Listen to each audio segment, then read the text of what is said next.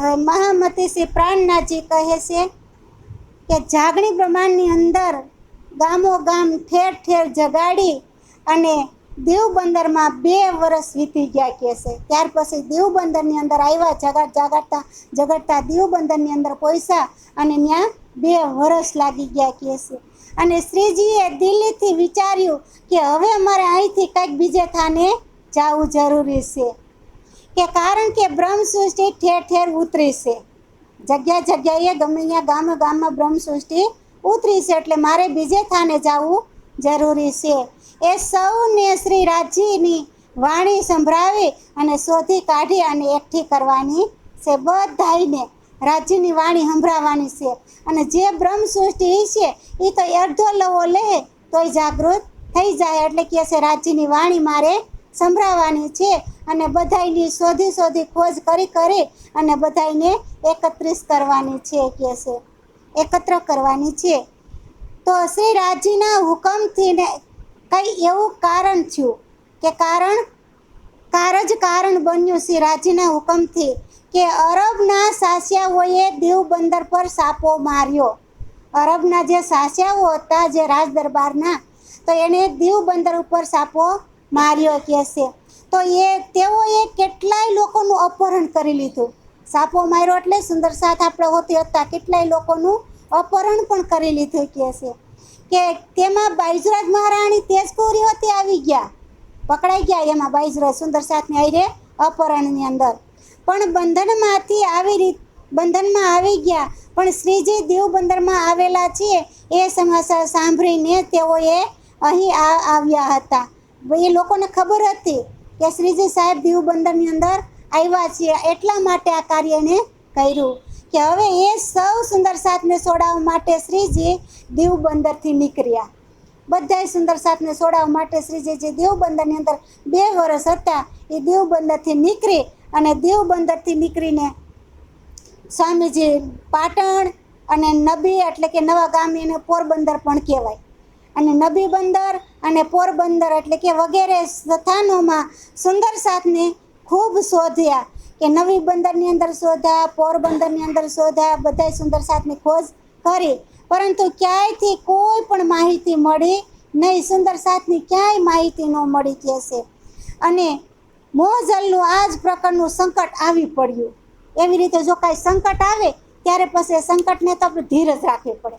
જ્યારે સંકટ આવે ને ત્યારે થોડી ધીરજતા રાખવાની, એકદમ ઉસારામાં નહીં.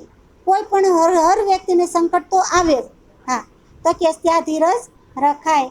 અને ત્યાંથી અહીંયા સેતી આયે કસ થાવર દિયા સાથ મંડી મિની આઈ કે સાથ કે પકડે હાથ. કે ત્યાંથી શ્રીજી કચ્છ આવ્યા, દીવ બંદરથી સીધા શ્રીજી કચ્છની અંદર આવ્યા અને તેમને થાવરભાઈ મળ્યા. કચ્છની અંદર થાવરભાઈ મળ્યા, તેમને શ્રીજીને મહત્વપૂર્ણ સહયોગ આપ્યો. પછી એ થાવરભાઈ હતા ને એ શ્રીજીને સહયોગ આપ્યો. કોઈ સુંદર સાથ આપણને જગાડવા આવતો હોય તો આપણને સગો સહયોગ આપીને એમ શ્રીજી પણ જગાડવા જ નીકળે છે ને, તો એને સહયોગ થાવરભાઈએ આપ્યો. કે ત્યાંના કેટલાય સુંદર સાથ રહેતા હતા, ત્યાં પણ ઘણા સુંદર સાથ રહેતા હતા. તેઓ સૌને મંડઈ એટલે કે માંડવી એવું ગામ હતું. મંડઈ એટલે એવું ગામ હતું કે માંડવીમાં ભેગા કરી અને શ્રીજીએ સરસા સંભળાવી. માંડવીની અંદર બધાય સુંદર સાથને શ્રીજીએ ભેગા કર્યા અને પ્રાણનાથજીની વાણી, રાજજીની વાણી સંભળાવી. કે તહ પાગમલ હે કુંવરબાઈ કેતે રહે સાથ, ભૂલ ગયે સાથ સરસા કો દઈ દજાલ કો બાત. ત્યાં પાગમલ અને કુંવરબાઈ વગેરે સુંદર સાથ પણ રહેતા હતા. અને શ્રી રાજજી તથા પરમધામની સરસાને ભૂલી અને સંસારી જીવોની માફક તે મસ્ત રહેવા લાગ્યા હતા. કારણ કે સત્સંગ ક્યાંય થતો ન હોય, તાતમ લીધા પછી સત્સંગ સાંભળતા ન હોય તો શું થઈ જાય, પાછા સુંદર સાથ નિંદ્રાધીન થઈ જાય. એટલે કહે છે કે પાછા સંસારમાં જેવા રહેતા હતા એવા જ રહેવા લાગી ગયા. આમ મંડળીના સુંદર સાથના એકઠા કરી અને પરમધામના વ્રજ અને રાસની સરસા સંભળાવી.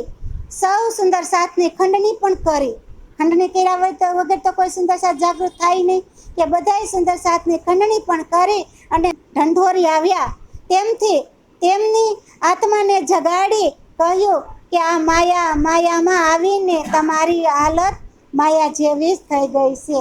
બધાયને ઢંઢોરી અને કીધું કે આ માયાની અંદર આવી તમારી બધાની હાલત કેવી થઈ ગઈ કે માયા જેવી જ થઈ ગઈ છે. કે હવે જાગો, સર્વધામે પરત જવાનો સમય આવી ગયો છે. હે સુંદર સાચી, હવે તમે જાગો, આપણે ધામ જવાનો સમય આવી પહોંચ્યો છે. હવે ક્યાં સુધી આ માયામાં રહે અને જૂઠા ખેલને જોશો? ક્યાં સુધી માયાની અંદર રહેશો અને ક્યાં સુધી આ જૂઠા ખેલને કહેશે જોશો? કે આજ દિન સુધી આ માયામાં કોઈનું કાંઈ થયું, કાંઈ રહ્યું?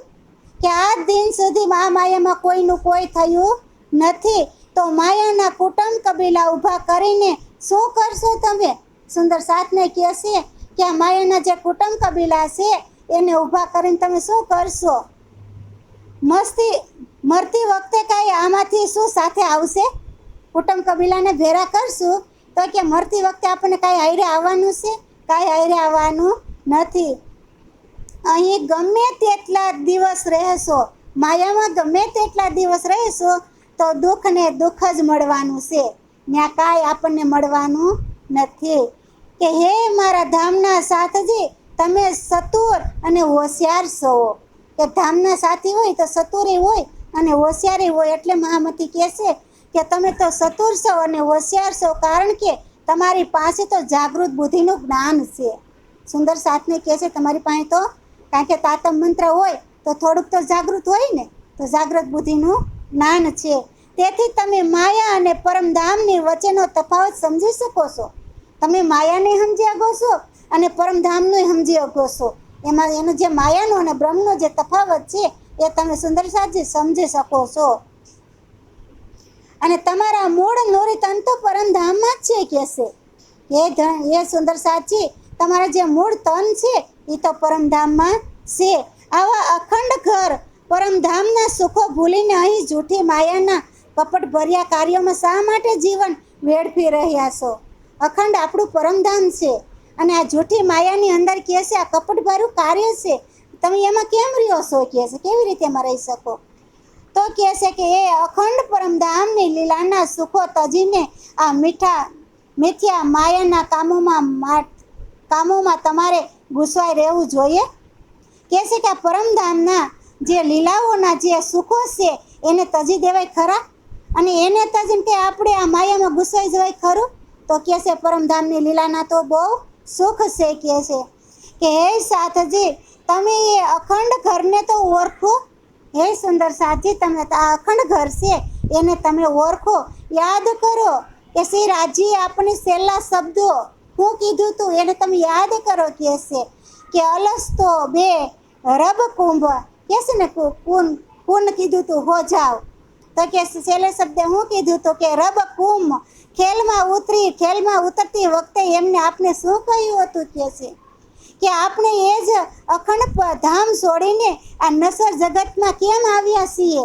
આપણું પોતાનું ધામને છોડી અને કેવી રીતે આપણે નસર જગતની અંદર આવ્યા એનો તો થોડોક તો સુંદર સાચી વિચાર કરો. કહે છે કે આપણે તો માત્ર આ માયાનો ખેલ જોવા જ આવ્યા હતા, ફરી પાછું તો આપણે ધામની અંદર જવાનું જ છે.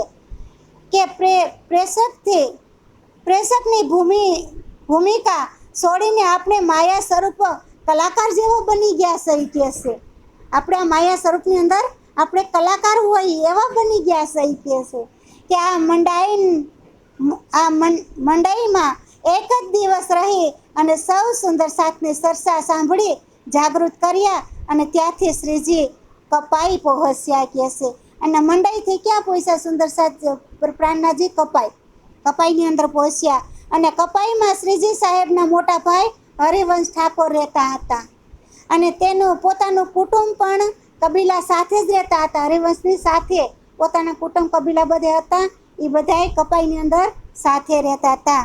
અને પરમધામને નાતે ત્યાં આવીને શ્રીજીએ વાસ કર્યો. હવે ત્યાં પરમધામનો નાતો હતો હરિવંશ સાથે. હરિવંશ ઠાકોર હતા એની સાથે બધા સાથે પરમધામનો નાતો હતો એટલે શ્રીજીએ ત્યાં જ વાસ કર્યો. કે ત્યાં શ્રીજીએ સૌને ભેગા કરી અને ખૂબ ખંડણી કરી, ચર્ચા કરી, ખંડણી કરી અને સૌ હંધાઈને કહે ને કે આપણે તો પરમધામના સહી વાત તો બધી પૂરી કરી હોય પ્રાણનાથ જીએ તો કેટલી વાત કરી છે. આમાં કદાચ લખાણ થોડુંક ઓછું પડ્યું હોય, પણ એને તો બહુ ખંડણીમાં બધી વાત કરી હોય કે છે.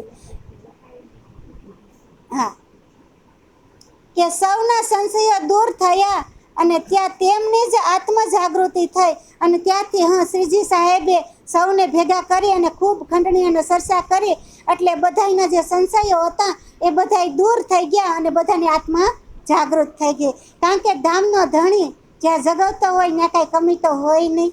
કે છે ત્યાં શારીરિક અને આધ્યાત્મિક સંબંધોને પહેચાન થઈ, કે જે શારીરિક સંબંધ હતા અને આધ્યાત્મિક સંબંધ હતા, જે માયાનો સંબંધ હતો, જે પરમધામનો સંબંધ હતો, એની પહેચાન થઈ ગઈ. કે ત્યાંથી શ્રીજી હરિવંશ ઠાકોરને સદગુરુ શ્રી ધણી દેવચંદ્રજીની ગાદી પર જ્યાં વિહારીજી પાસે મોકલ્યા. હવે શ્રીજી હરિવંશ ઠાકોરને ક્યાં મોકલ્યા? સદગુરુ પાસે. જ્યાં સદગુરુની ધણી દેવચંદ્રજીની ગાદી હતી ત્યાં બિરાજમાન કોણ હતું? વિહારીજી. તો વિહારીજીની પાસે મોકલા અને કહ્યું કે આપે શ્રી રાજીને ભૂલીને જૂઠી માયામાં લાગવું જોઈએ ખરું? આપણે ભૂલીને જૂઠી માયામાં લાગી જવાય નહીં. કહેશે કે કપાયાથી પગપાળા ચાલી આપ શ્રીજી ભુજ પધાર્યા. કપાઈથી પગપાળા, ત્યારે તો જાજો કોઈ વાહન વેચતા હતી નહીં, એટલે બધે હાલીને જ જવાનું હતું. એટલે કે પગપાળા ચાલી અને શ્રીજી ભુજની અંદર આવ્યા અને ભુજની અંદર પધાર્યા, જ્યાં હરિદાસજીના પુત્ર વૃંદાવન રહેતા હતા. ત્યાં હરિદાસજીનો જે પુત્ર હતું એનું નામ વૃંદાવન હતું અને ત્યાં પહોંચ્યા હતા અને શ્રીજીના દર્શનનું મિલનને જોઈ અને અતિ પ્રસન્ન થયા. જે હરિવંશ હતા, જે હરિદાસજીના પુત્ર વૃંદાવન હતા, એ શ્રીજીને જોઈ ગયા ને ત્યાં એકદમ પ્રસન્ન થઈ ગયા અને પ્રસન્ન થઈ અને વૃંદાવનજી જૂના સુંદર સાથ હતા. પહેલાં આપણે કે નવા સુંદર સાથ હોય અહીંયા અને પછી કોઈ જૂનો સુંદર સાથ આવ્યો હોય તો કેટલો આનંદ થાય, એમ કે એ જૂના સુંદર સાથ હતા. શ્રીજી પ્રત્યે તેમના દિલમાં ખૂબ ઊંચો ભાવ રાખતા હતા. કે છે જે વૃંદાવન હતા એ શ્રીજી પ્રત્યે તો ઊંચો ભાવ રાખતા હતા. જેમ આપણે શ્રીજીને કાંઈ ભોગ લગાવવું હોય, શ્રીજીને કાંઈ સારા કપડાં પહેરવા હોય તો આપણે ઊંચું રાખવાનું. એનું હાવ નાનું મોટું જેવું હોય એવું હાલે એવું નહીં. કે શ્રીજીને તો આપણે કેમ આ વાણી અટાણે વાસન કરી છે તો અમારે અહીં એવી જ ઈચ્છા થાય કે મારા સુંદર સાથને કંઈક ઊંચું જ જ્ઞાન આપવું છે, કાંઈ હલકું જ્ઞાન આપવું નથી. કે મારા સુંદર સાથ અમે એ જ વિચારામાં કરતા હોય કે સુંદર સાથની જાગણી કેવી રીતે થાય, કેવી વાણી એને બાટી આપણે અને કેવી એને વાણી કહી તો એ જાગૃત થાય. એવી રીતે આપણે ઊંચી વસ્તુથી શ્રીજીને કહેવાય, ભાવ રાખવો જોઈએ. કે પોતાના ઘરે પધરાવી આવ્યા અને પછી જે વૃંદાવન હતા એ પોતાને ઘેરે લાવ્યા. એવો ભાવ ધરીને તેમને શ્રીજીને ભોજન કરાવ્યું. એવો સરસ ભાવ રાખ્યો અને શ્રીજીને ભોજન પણ કરાવ્યું. શ્રીજી માટે કેટલા સરસ ભોજન હારા બનાવવા પડે. કે મારા શ્રીજીને શું ભાવે છે પહેલાં તો પૂછવું પડે ને. કારણ કે આપણે રસોઈ બનાવતા હોય ત્યારે આપણો એમાં ભાવ હોય કે અમને આ ભાવે છે, અને કદાચ કોઈ ઘરના વ્યક્તિ હોય એ કે અમને આ ભાવે છે, આપણે બનાવી છે ને. એમ શ્રીજીને જે ભાવે એ ભાવથી આપણે રસોઈ પણ બનાવવી જોઈએ. કે છે કે ભોજન કરાવ્યું તથા પૂછ્યું કે અહીં આવવાનું આપનું આયોજન શું છે? તે વૃંદાવનને પૂછ્યું કે અહીંયા આવવાનું તમારું આયોજન શું છે? શ્રીજીને એમ પૂછે છે. ત્યારે શ્રીજીએ દેવબંદરથી માંડી અને ભોજનગર સુધીના જે જાગણી યાત્રાની વિતક હતી તે બધી કઈ સંભળાવી.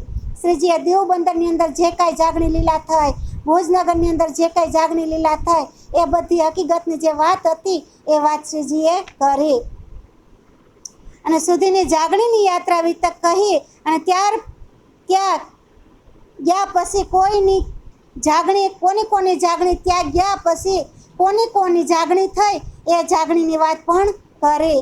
વૃંદાવન પણ પુણ્ય માયામાં જ ઘૂસવાઈ ગયા હતા. પહેલાં તો કે વૃંદાવન હતા ને એ માયામાં જ ઘૂસવાઈ ગયેલા હતા, પણ અહીંયા શ્રીજી એને જગાડશે. હવે વૃંદાવનને શ્રીજી જગાડે છે.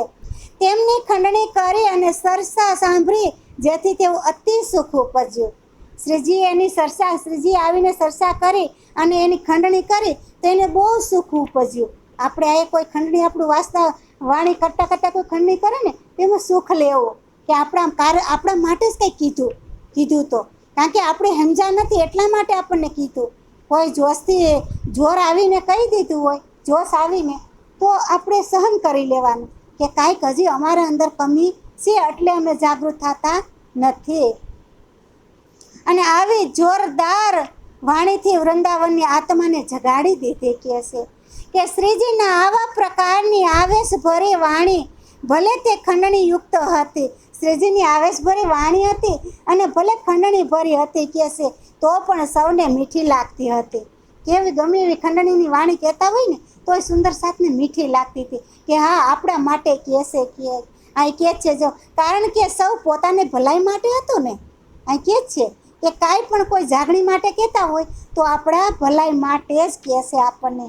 વળી આ માયાથી સર્વસ્ય સંશયોનું નિવારણ થતાં પોતાનું મૂળ સ્વરૂપ પહેચાન થતી હતી.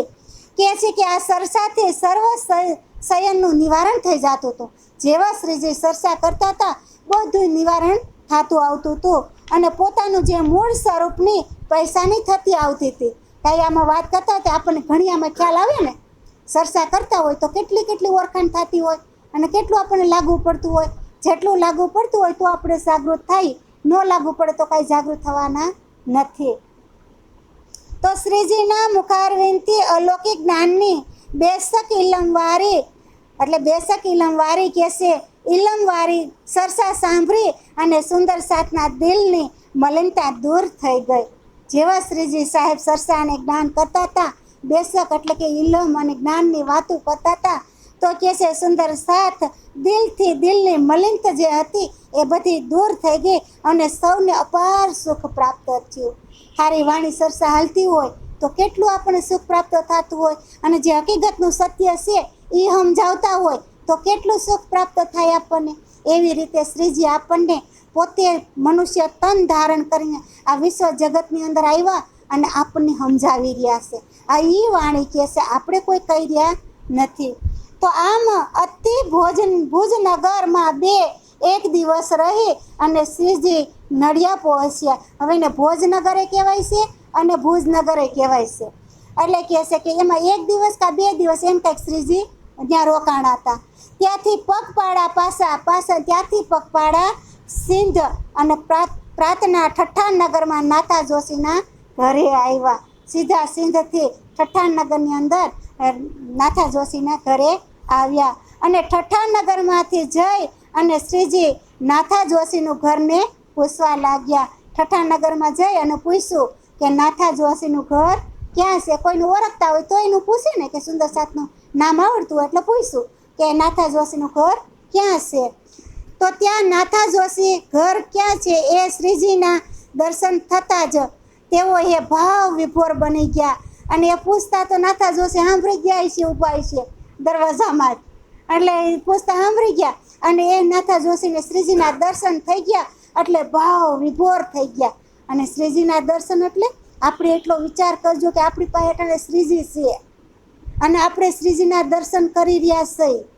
શ્રીજી સાહેબ મહેરબાન આપણી ઉપર મહેર કરી છે શ્રીજીએ, એ કોઈ સામાન્ય વાત નથી.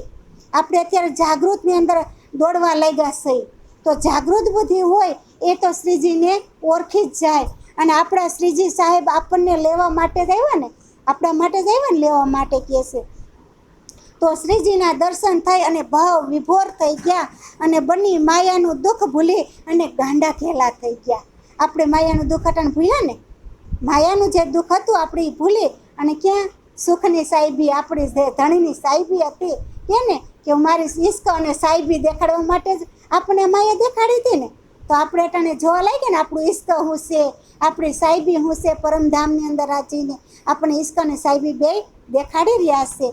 એટલે આપણે જાગૃત થઈ અને આપણે પરમધામની અંદર સામેલ થવાનું. કારણ કે આ શરીર આપણને દીધું છે ને એ જાગૃત કરવા માટે જ દીધું છે.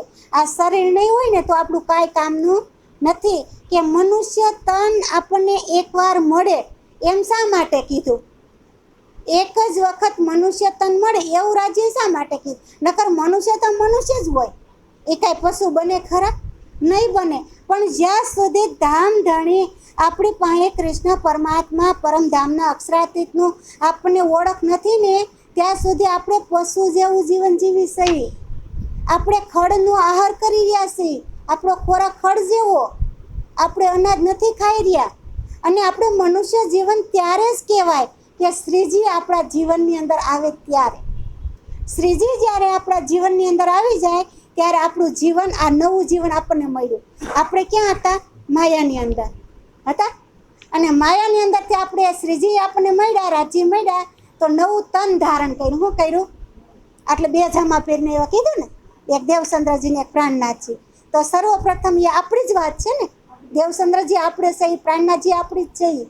બધી આપણી પોતાની વાતો છે, છતાંય આપણે અમલમાં લેતા નથી. તો આપણે સર્વપ્રથમ પહેલી વખત માયામાં જ હતા ને. આવ્યા સંસારની અંદર તો માયામાં જ હતા. તો એ પહેલું તન હતું. કેવું? પહેલું તન આપણે ધારણ કર્યું હતું. અને પછી જાગૃત થયા અને અત્યારે રાજ્યની ભક્તિ કરવા લાગી ગયા એટલે બીજું તન ધારણ કર્યું. કેવું? બીજું તન ધારણ. તો એ તન કયું છે? પરમધામનું. પહેલું તન કયું હતું? માયાનું. એટલે માયા અને બ્રહ્મ બંને આપણને દેખાડે છે. તો આપણે બંને માયા અને બ્રહ્મ બંને ભેરસેર થઈ ગયા હતા. એનું દૂધ પાણીનું અલગ કરી દીધું પ્રાણનાથજીએ કે માયા કોને કહેવાય અને બ્રહ્મ કોને કહેવાય. તો સર્વપ્રથમ આપણે બધી જગતમાં માલતા હતા ત્યારે માયા હતી. એ માયાની આપણને ઓળખાણ કરાવી કે તમે તો અલગ અલગ બધી પથ્થર પાણીને આગને પૂંજો છો. એ આપણું ઘર, આપણે ત્યાં રહેવાના નથી, ત્યાં આપણું ઘર નથી. એની ઓળખાણ કરાવી અને ત્યાર પછી પોતાના પરમધામની પૂરી પહેચાન કરાવી અને વ્રજ, રાસ અને જાગરીનું આપણને જ્ઞાન આપ્યું કે આપણા પરમધામની અંદર આપણે કેવું સુખ હતું. આ ખેલ જોઈ અને ફરી પાછા આપણે પરમધામની અંદર આવો, કારણ કે આ બીજું તન આપણે ધારણ કરી લીધું છે. માયામાંથી બહાર નીકળી ગયા છીએ અને આપણી પાસે રાજ્ય આવ્યા એટલે આપણે આ બીજું તન ધારણ કર્યું કહેવાય. બાકી બહાર ગોતવા જવાનું કાંઈ છે નહીં. નકર આપણને ખબર ન હોય કે આપણે કેવી રીતે બીજું તન ધારણ કરી. ખબર હતી? નથી ખબર. તો આપણે રાજ્ય પાસે આવ્યા. હા, રાજ્ય પાસે આવ્યા એટલે આપણે બીજું તન ધારણ કરી લીધું. હા, ત્યાંથી આપણે જન્મ થયો કે આ પહેલાં આપણો જન્મ હતું, અટાણે આપણું પ્રાગટ્ય થયું.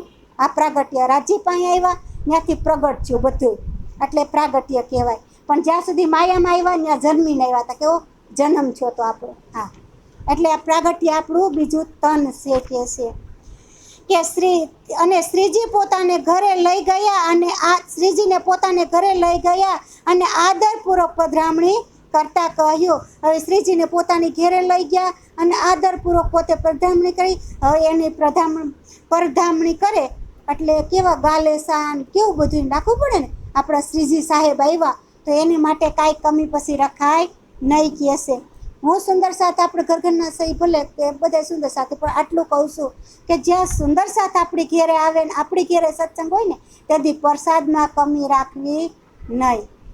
એટલો સુંદર સાથ આપણે આવે ને એટલો મીઠો પ્રસાદ સરસ ખવડાવવાનું જીવન આપણું રાખવાનું કે મારા સુંદર સાથને કોઈ પ્રસાદમાં કમી આવે નહીં.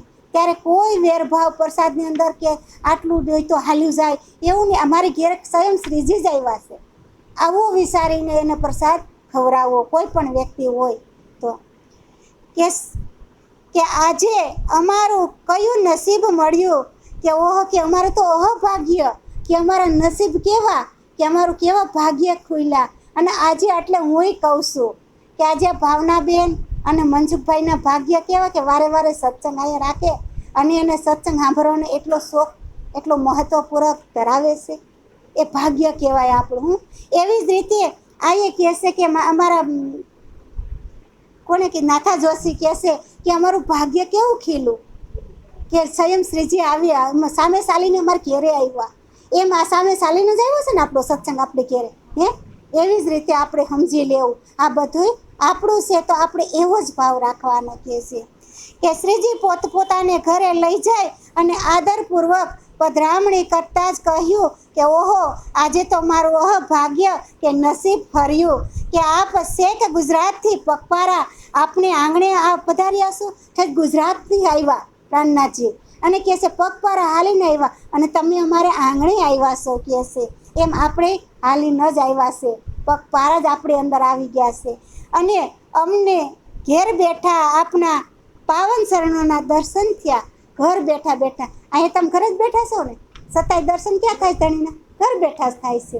જો ક્યાંય જવું પડે છે, ઘર બેઠા શ્રીજીના દર્શન થાય છે. કે महामती कहे है साथ जी दीप से ले ठठा में अब फिर कहो ये ठठे की भय वितक जो हमसे કહેશે કે હવે આપ ધામ ધણીસી પ્રાણનાથજી કહે છે કે આપ દેવ બંદરથી માંડીને ઠઠ્ઠા નગર સુધી ઠેર ઠેર સુંદર સાથની જાગણી થઈ એની વાત મેં કરી. કે દેવ બંદરથી લઈ અને ઠઠ્ઠા નગર સુધીની જે કાંઈ વાત જે કાંઈ જાગણી થઈ એ વાત કરી. અને હવે અહીંથી વિતક આપની ત્યાં સુધીની વિતક સંભળાવી. હવે શ્રી લાલદાસજી કહે છે કે ઠઠ્ઠા નગરમાં મારી જાગણી કેવી રીતે થઈ એની હું હકીકત કહું છું. હવે જે ઠઠ્ઠા નગરની વિતકની અંદર લાલદાસજીની જાગણી થઈ એની વાત આપણને કરે છે. એ